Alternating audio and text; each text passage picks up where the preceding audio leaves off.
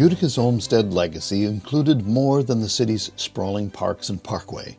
The brothers John Olmsted and Frederick Law Olmsted, Jr. had established the firm Olmsted Brothers Landscape Architects, known not just for its beautiful park plans, but for designing urban neighborhoods with a suburban feel as well. Neighborhoods like Forest Hills Gardens in Queens. Olmsted's park-building success in Utica inspired local real estate developers to seek his services and to commission the design of neighborhoods with classic Olmstedian features: curvilinear roads, carefully graded building lots, an abundance of trees, and public spaces similar to traditional New England village greens. Although these neighborhoods were designed to convey a small-town ambiance, developers also emphasized that they offered easy access to the region's business and entertainment center, downtown Utica. The marketing slogan for one of these neighborhoods put it with elegant simplicity: where city and country meet. In 1913, a group of investors led by Hugh R. Jones purchased part of a farm along Parkway East and hired Olmsted Brothers to design a residential development centered on a stream that ran through the parcel. Named Brookside, this first local Olmsted-designed neighborhood development soon ran into difficulty. The brook that inspired its name overflowed seasonally, so it was diverted into a tunnel underneath Brookside Park and Brookside Avenue.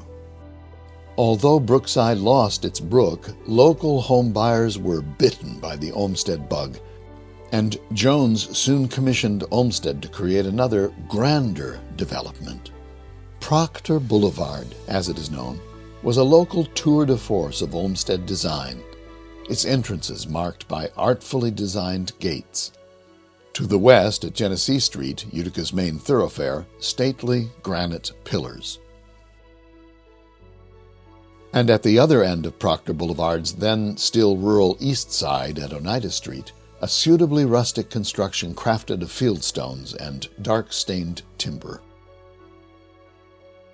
The plan featured street lamps and even manhole covers designed specifically for Proctor Boulevard by Olmsted Brothers. Elegant homes, mostly in the prevailing Tudor, colonial, and storybook styles, soon covered the entire neighborhood. Jones's next project was the smallest of these neighborhoods, Talcott Road. Launched in 1923, it covers a single block. With its original street lamps, beautiful pre-Depression homes, and communal green, it remains to this day a noteworthy, if easily overlooked, local Olmsted gem. The next Jones project, located in the adjacent suburban community of New Hartford, was dubbed Oxford Heights, the design for which featured several greens, roads that looped around and through a ravine, and a forest-like public park. This was to have been one of the region's most distinctive Olmsted creations, but unfortunately only part of Hoffman Road and its two small greens were completed. Still, like Talcott Road, it remains a small, local gem. As Talcott Road and Oxford Heights were coming together, another local real estate developer, Harry Roberts, commissioned Sherman Gardens, which straddles the parkway as it curves northeast, including two large greens located on Lower Sherman Drive, the east end of Sherman Gardens, and many of this development's homes were landscaped intensively by Olmsted Brothers. In 1927, Hugh R. Jones commissioned the last local Olmsted-designed neighborhood. Aptly named Ridgewood, this development rests on former farmland that gently rolls to a ridge 100 feet above Genesee Street.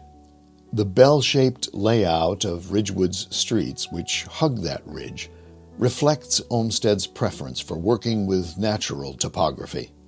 Ridgewood also holds several Olmstedian public green spaces. By now, Jones had become a very well-seasoned marketer, and to generate public interest, he held a popular street naming contest. Though Jones died before Ridgewood became a reality, A beautiful new primary school in the middle of Ridgewood was named in his honor in 1934. As in some other local Olmsted real estate developments, the homes in Ridgewood were built mostly between the 1920s and the early 1960s. The consequent diversity of architectural styles is a result of the Great Depression and the Second World War, which virtually halted home building. Post-war prosperity and heightened interest in suburban-style living revived construction in these developments in the late 1940s, by which time tastes had changed. And they would change yet more before all the building lots were filled. Still, the street layout, grading, and basic landscaping, as well as many of the homes, are consistent with the period in which these beautiful neighborhoods were designed. Taken together, Utica's parks and parkway system and these neighborhoods, all of which cover at least a tenth of the city's landmass, make the little city of Utica distinctive as an Olmsted city.